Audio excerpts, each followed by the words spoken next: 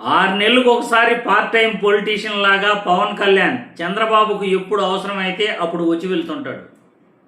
చంద్రబాబు ప్రయోజనాల కోసం పవన్ కళ్యాణ్ అలా రావటం, ఏదో ఒక ఊగి ఊగి ఊగి ఊగి ఎవరినో ఒకరిని తిట్టేయటం, వెళ్ళిపోవటం, అది ఒక 3 రోజులు 4 రోజులు సోషల్ మీడియాలో ట్రెండ్ అవుతుంది. ఆ 3-4 రోజులు ఈయన తిట్టిన తిట్లకి అవతల వాళ్ళు కూడా ఈయన్ని తిడతా ఉంటారు. చిన్నగా తిట్టరు. ఏ నాయకుడిని కూడా ప్రపంచంలో ఈయన్ని తిట్టినట్టు ప్రపంచంలో ఏ పార్టీ కూడా అంత ఘోరంగా సోషల్ మీడియాలో పోస్టులు పెడదు. అయ్యో అనిపిస్తుంది, మా అభిమాన నాయకుడు ఈ విధంగా తిట్టించుకుంటున్నాడా అని మాలాంటి వాళ్ళకైతే చీ అనిపించేస్తుంది. ఎందుకంటే రాజకీయాలలో నీతి నిజాయితీ అవసరం. మనం ఏం చెప్పి రాజకీయాలలోకి వచ్చామో అది నెరవేర్చనప్పుడు జనాలు ఇలాగే చీ కొడతారు. ఒక పవన్ కళ్యాణ్ అభిమాని ఒక పాట రాయటం జరిగింది. సోషల్ మీడియాలో ఆ పాట ట్రెండ్ అవుతూ ఉంది. చేగువీరాతో రాజకీయ ప్రస్థానం మొదలుపెట్టావు, ఏమాయ నీ సిద్ధాంతం, ఎటుపాయ నీ ఆత్మగౌరవం అంటూ ఒక పవన్ కళ్యాణ్ అభిమాని రాసిన పాట సోషల్ మీడియాలో వైరల్ అవుతూ ఉంది. ఒక్కసారి ఈ పాట చూసిన తర్వాత మళ్ళీ దీనిపై మనం విశ్లేషించుకుందాం.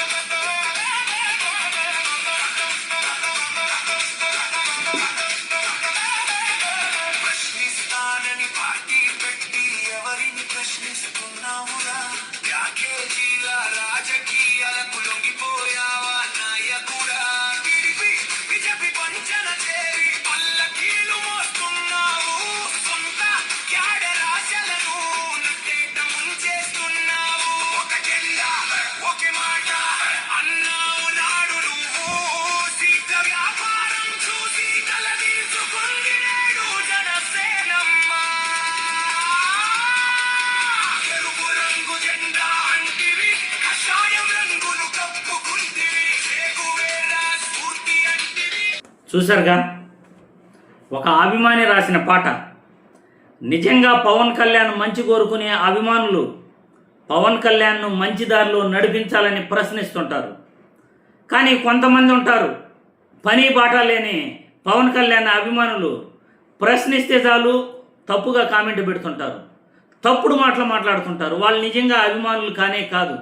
పవన్ కళ్యాణ్ ఏ దారిలో వెళ్తున్నాడు ఈ పాట మొత్తం చూసిన తర్వాత ప్రతి ఒక్కడికి కూడా అర్థమవుతుంది ఆ పవన్ కళ్యాణ్ అభిమాని యొక్క ఆవేదన. మేము కూడా పవన్ కళ్యాణ్ అభిమానిని. పవన్ కళ్యాణ్ మంచి కోరుకుంటాం. పవన్ కళ్యాణ్ నువ్వు ఈ దారిలో వెళ్ళకూడదు, ఇలా మాట్లాడకూడదు, ఇలా వెళ్ళాలి అని అనుకుంటాం. కానీ పవన్ కళ్యాణ్ వినడు. చేగువీరాతో రాజకీయ ప్రస్థానం మొదలుపెట్టాడు. చేగువీరా రూట్లో కాకుండా గాడ్సే రూట్లో వెళ్తున్నాడు ఈరోజు. ఏ నోటితో అయితే చంద్రబాబును తిట్టాడో ఆ నోటితోనే ఇప్పుడు చంద్రబాబును పొగుడుతున్నాడు. ఏమైంది నీ సిద్ధాంతం? ఎటుపోయింది నీ ఆత్మ గౌరవం? ప్రశ్నిస్తాను అని నువ్వు ఎటువైపు వెళ్తున్నావు? ఆ పాట మొత్తం చూస్తే ఏ అభిమానికైనా గుండు తరుక్కుపోతుంది. పవన్ కళ్యాణే నిన్న అన్నాడు, నేను గెలుస్తానో లేదో తెలీదు, మీరు అధికారంలోకి వస్తే ఏదో చేస్తానంటున్నారు అని అన్నాడు. తాట తీస్తా తోలు తీస్తా అని. పవన్ కళ్యాణ్కి నేను గెలుస్తానో లేదో తెలియదు అని అంటున్నాడంటే పార్టీని నువ్వు ఏ విధంగా తీసుకెళ్తున్నావు?